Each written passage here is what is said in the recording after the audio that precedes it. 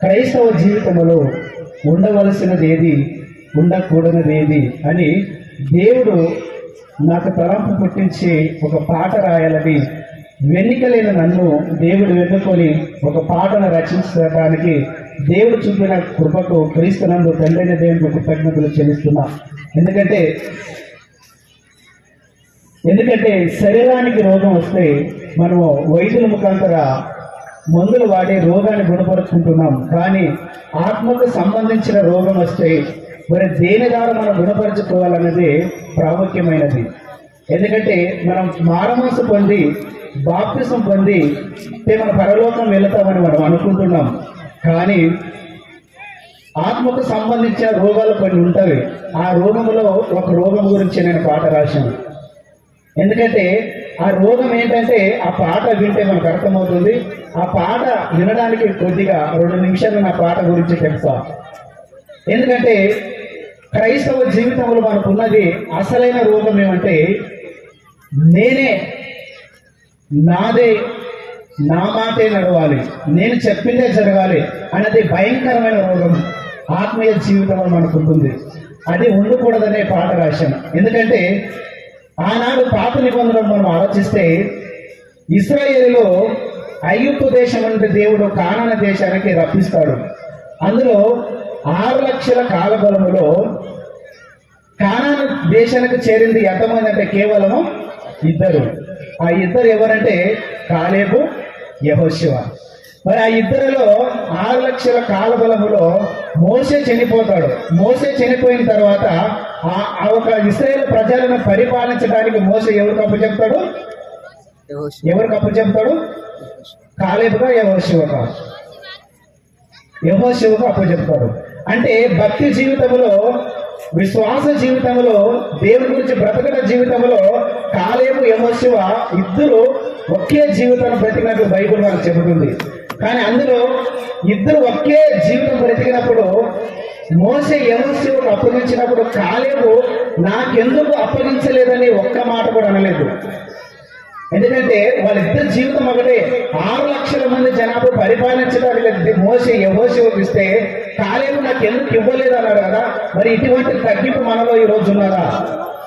కాలేబు లాంటి తగ్గింపు మనలో ఉన్నదా అని మొదటి చరణంలో నేను రాశాను. 2వ చరణం ఆలోచిస్తే సంఘంలో ఉన్నప్పుడు మరి పౌలు దమస్కులో క్రైస్తవులను చంపడానికి వెళ్తాడు. వెళ్ళిన తర్వాత అక్కడ ఏం జరిగిందో మనకు తెలుసు. అననీయ ద్వారా పౌలుకు కొళ్ళు పోయిన తర్వాత అననీయ ప్రవక్త ద్వారా కొళ్ళు వస్తాయి. అప్పుడు కొళ్ళు వచ్చిన తర్వాత క్రైస్తవులకు వెళదామంటే పౌలు మనం చంపుతాడని క్రైస్తవులు పారిపోతుంటారు. మరి యూదులు యేసుక్రీస్తు వాక్యాన్ని ప్రకటిస్తున్నాడు కదా అని యూదులు పౌలును చంపడానికి ప్రయత్నిస్తున్నారు. మరి ఇప్పుడు పౌలు ఎక్కడికి వెళ్ళాలో తోచక ఉన్నప్పుడు సంఘంలో ఉన్న బర్నబా ఏం చేస్తారంటే ప్రాణాన్ని తెగించి పౌలు దగ్గరికి వెళ్ళి పౌలును సంఘానికి చేరుస్తాడు. చేర్చిన తర్వాత కొన్ని రోజులైన తర్వాత లుస్త్రానికి వెళ్ళి వాక్యాన్ని ప్రకటిస్తుంటారు. ప్రకటించినప్పుడు అక్కడ లుస్త్రలో ఉన్న వారందరూ కూడా పౌలుకు ముఖ్య ప్రసంగాన్ని పేరు పెడతారు. కానీ బర్నబాకు ముఖ్య ప్రసంగాన్ని పేరు పెట్టరు. కానీ అక్కడ ఉన్నప్పుడు బర్నబా నేను సంఘమును మొదట వాడను, సంఘానికి చేర్చిన వాడను నేను. మరి ఇప్పుడు నీకు ముఖ్య ప్రసంగాన్ని పేరు పెట్టినప్పుడు నన్నెందుకు ముఖ్య ప్రసంగాన్ని పేరు పెట్టలేదని బర్నబా ఒక్క మాట కూడా అన్నాడు అక్కడ. ఎందుకంటే మొదట చేరిన వాడు బర్నబా, పౌలు సంఘానికి చేర్చింది బర్నబా. మరి వెనక వచ్చిన పౌలుకే అంత స్థాయి పెరిగినప్పుడు నేను మొదటి వాడను కదా, నాకెందుకు ఇంత స్థాయి రాలేదని బర్నబా ఒక్క మాట కూడా అనలేదు. అంటే బర్నబాలో ఉన్న తగ్గింపు ఈ రోజు మనలో ఉన్నదని 2వ చరణంలో నేను రాశాను. 3వ చరణం కూడా మనం ఆలోచిస్తే ఆనాడు పాత నిబంధనలు ఉజ్జీయరాజు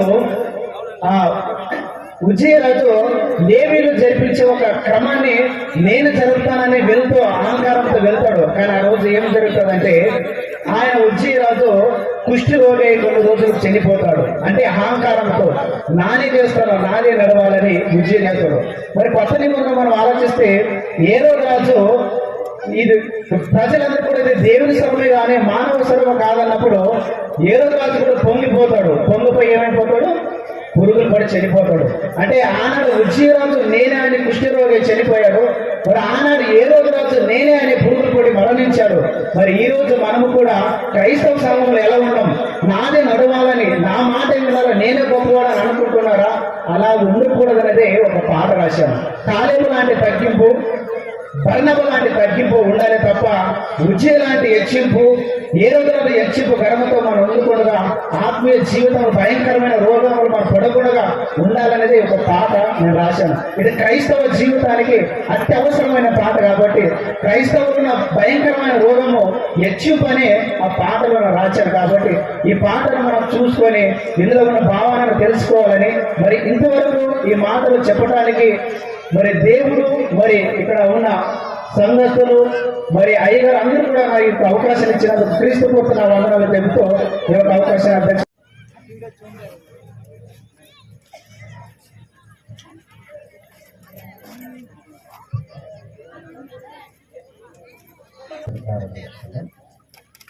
మహాకృపయు సంకరములు మీరు మాట్లాడుతున్నాయి.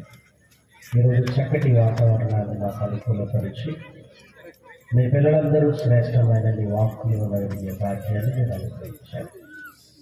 ఈరోజు కూడా మీకు మహిమకరంగా ఆయన అందరికీ ఆశీర్వాదకరంగా నిర్వహించారు. ప్రముఖంగా ఆయన నేనిచ్చిన తలాంతులు నీ కొరకు వాడబడాలి అని ఆయన క్రీస్తు పని ప్రయాణం అనే ఈ గ్రూప్ ద్వారా మొట్టమొదటిగా ఈ పాటను రచయించడానికి దేవుడు చూపించిన కృపకు కృతజ్ఞతలు. ఆత్మీయ జీవితంలో ఉండవలసినది ఒకటి. మీ వాక్యాన్ని జ్ఞాపకం చేయున్నట్లుగా ఆయన ఈ పాటను రాసి ఆయన స్వరకల్పన చేసి సంగీతాన్ని సమకూర్చారు. తండ్రి దీని కొరకు ఆలోచన కలిగిన రాసిన ఆయన సహకారాన్ని అందించిన ఆయన నగరిష్టి యూతున్న ఆయన జ్ఞాపకం చేసుకోండి. ఇంకా నీ పిల్లల్లో ఎన్ని తలాంతులు ఉన్నాయో నాయన ప్రతి తలాంతు నీ మహిమార్థమై ఉపయోగించినట్లుగా నాయన సంఘాభివృద్ధి కొరకు ఉపయోగించుకుంటూ నేను మహిమపరిచే పిల్లలుగా యవన కాలంలో నీ కాడిని మోపమని మమ్మల్ని కోరుకుంటున్నా. విడుదల చేయబోతున్న ఈ పాట అనేక హృదయాలను నాయన మీ వైపు త్రిపమిలిగి నాయన తమను తాము సరిదిద్దుకోగలిగే శ్రేష్టమైన నీ వాక్యముగా ఆయన నీ పిల్లల హృదయాలను ఫలింప చేయమని నీ పిల్లలందరినీ ఆయన ఘనమైన నీ సేవను వాడుకోవడం కోరుకుంటూ క్రీస్తు నామమున ప్రార్థన అడిగి వేడుకొంటున్నాను తండ్రి. ఆమేన్.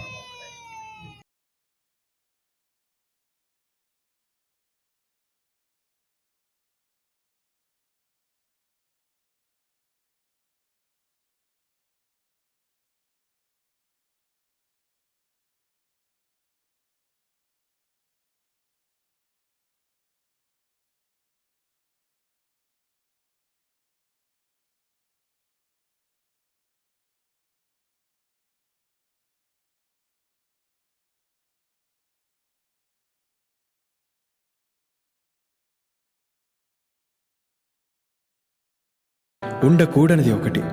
ఏది ఉండవలసినది, ఏది ఉండకూడనిది?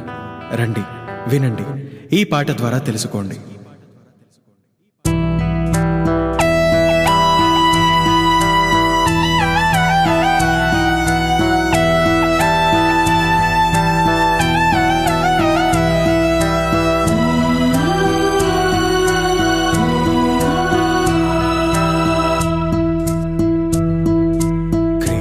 పనిలో పయనించాలని అనుకుంటున్నావా?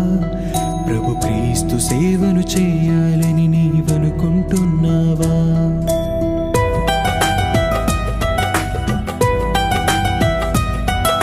క్రీస్తు పనిలో పయనించాలని అనుకుంటున్నావా? ప్రభు క్రీస్తు సేవను చేయాలని నీవనుకుంటున్నావా? ఆత్మీయ జీవితంలో ఉండవలసింది ఒకటి, ఆత్మీయ జీవితంలో ఉండకూడనిది మరి ఒకటి. ఏది ఏది ఉండవలసినది ఏది, ఏది మరి ఏది అసలు ఉండకూడనిది ఏది?